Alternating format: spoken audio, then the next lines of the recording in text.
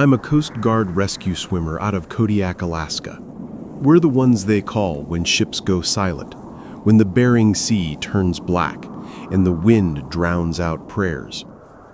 Every distress call comes with coordinates, weather data, crew count. But some come with an extra note. Verify survivor identity before extraction. No one explains what that means. Last month, I pulled a man from 29-degree water. No pulse, no breath. But when I unlatched his mask, he whispered my name. Kodiak isn't the kind of place that forgives mistakes. Waves hit like concrete, and the air itself feels heavy, alive almost. We train for cold shock, rip currents, hypothermia, but not for the silence that comes after the screaming stops. Every new recruit hears the same warning. If the calls from beyond St. Matthew or over the shelf, follow protocol, no questions. We thought it meant territorial waters or communication interference. But after my 10th mission, I started reading the classified logs. Some coordinates had been flagged for decades. In 1984, a chopper went down responding to one of them. When they recovered the footage, the timestamp showed 2 rescue swimmers on board. Only one was ever assigned. The official explanation was clock malfunction. But then I noticed the same note repeating every few years on those same coordinates. Do not engage survivors until confirmed. Confirmed by what? No one ever said. The first time I got a flagged call, it was late February. A fishing trawler named Marianne had gone dark somewhere west of Nunavak Island.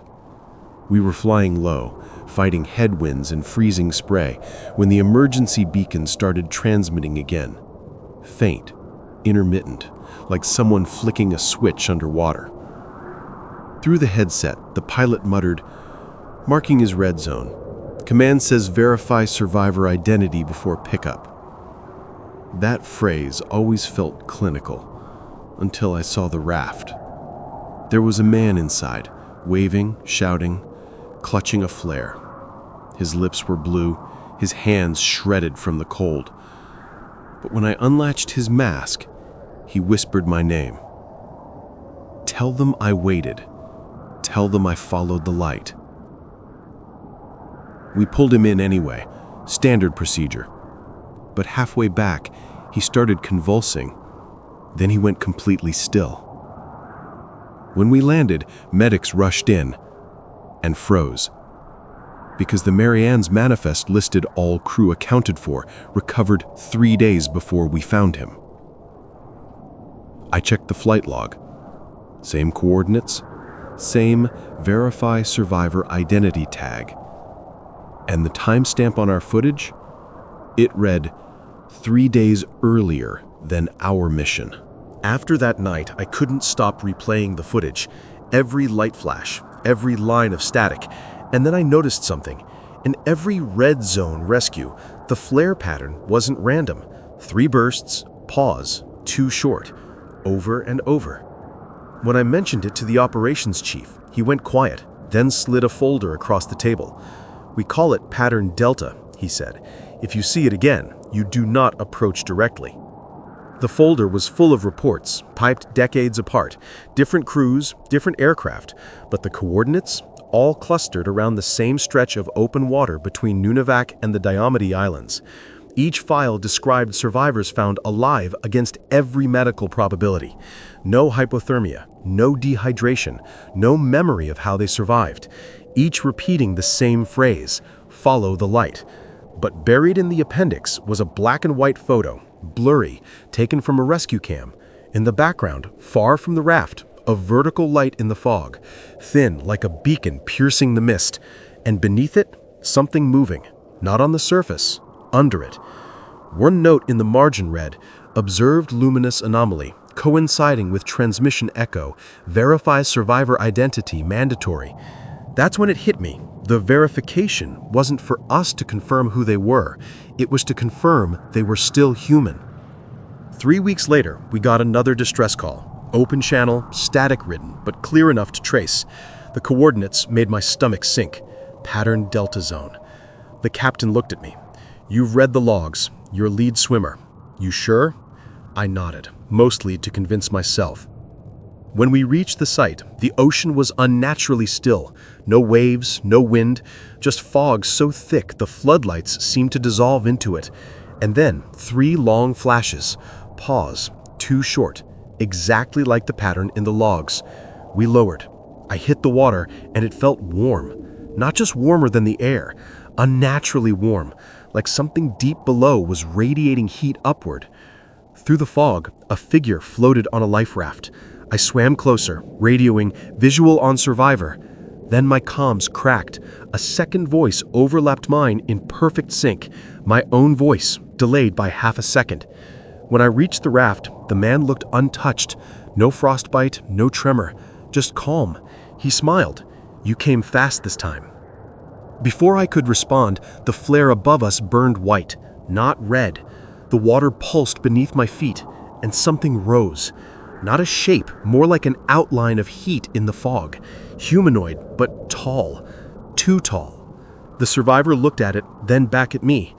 We shouldn't have followed the light. My headset screamed with interference. Command shouted to pull me up. As they winched me out of the water, I saw it. 7 vertical lights aligning under the surface, forming a perfect circle. And then silence. The man in the raft was gone. Back on deck, no one spoke. The captain ordered radio silence, log redaction, and a sealed report under thermal anomaly. But when I checked the footage from my helmet cam, it was corrupted. Every few seconds, a frame of me floating motionless in the water, long after I'd been pulled out. Command debriefed me for hours. They asked the same question in different ways. Did you confirm survivor identity before extraction? I said yes, but they didn't look convinced. 2 days later, they shipped me back to base in Kodiak, officially for medical observation. Unofficially, I think they just didn't want me talking. My roommate, Torres, another rescue swimmer, said he pulled a man from a capsized trawler once who was already listed as rescued 3 days before. Same name, same fingerprints, different eyes. That night, I went to the operations bay. I shouldn't have, but curiosity beat fear. In the mission archive, I found our flight's black box log, the audio before the corruption started. You can hear me radioing in, visual on survivor, then a whisper that wasn't me, perfectly overlapping. "Leave him. We need another." The file ends there. The next morning, I got reassigned. New route, new crew.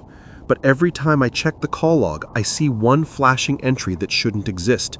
Pattern Delta, 58th North, 178th West. Same coordinates, timestamped 10 minutes from now. If you want to know what I found when we returned there, YouTube thinks these next stories might explain everything. We weren't supposed to go back. After the incident, Command scrubbed that sector from every search and rescue grid. Officially, glacial debris hazard. Unofficially, they didn't want us near it. But orders changed last week. Pattern Delta reactivated. Another distress signal. Same coordinates. Same voice on the radio. Only this time, it said my name. "Petty Officer Hale, we're still here." The captain refused to launch, citing equipment malfunction, but HQ overrode. Direct command. They wanted visual confirmation. So I suited up. Again. The flight was quiet, except for the static, the kind that feels like it's listening. When we reached the coordinates, the sea was flat, perfectly still, and floating dead center was a rescue raft, with 2 figures inside. One waved weakly, the other just sat there, head tilted. Through binoculars, I froze. The one sitting still was me. Same scars, same suit markings, even the name patch, Hale. The captain shouted over the comms to stand by, but the other me lifted a hand, and I swear I saw his lips move in sync with my own breath. Verify survivor identity. The protocol looped in my mind. My partner asked, "Do we go in?" I didn't answer. Then both figures looked up, at once, and the water around the raft rippled outward like something beneath was breathing. The thermal camera showed 7 heat signatures in a perfect ring around them. And the signal came again. Rescue complete. Except we hadn't even moved. If you think that was the end, you don't understand the sea or what it remembers. YouTube thinks these next stories might help you see what we brought back. It's been 3 months since that mission. The Coast Guard listed it as a partial recovery, which is a polite way of saying we don't know what we pulled out of the water. They quarantined the helo, decontaminated every inch, but the smell, it's still there. Salt, oil, and something that isn't rot, something that smells like memory. The 2 survivors we retrieved were taken to a containment facility on the mainland. Medical said their vitals didn't match their condition. Heart rate steady, no hypothermia, no dehydration, yet when they were x-rayed, their lungs were filled with seawater. And the worst part? They spoke with our voices, every one of us who'd been on the rescue crew. They knew things they couldn't know. Call signs, coordinates, even private conversations over encrypted channels. I keep replaying that moment when I saw myself in that raft, the way he looked at me, not like I was a stranger, but like I'd taken something from him. Sometimes when I dream, I'm back in the water, but I'm looking up at the helicopter watching myself lean over the edge.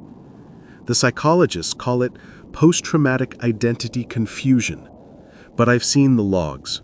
There are 12 incidents flagged under Verify Survivor Identity. And in 3 of them, the rescuers went missing within weeks of extraction. Last night I got a call. No ID, just static. And then faintly, hail, verify identity. The line went dead.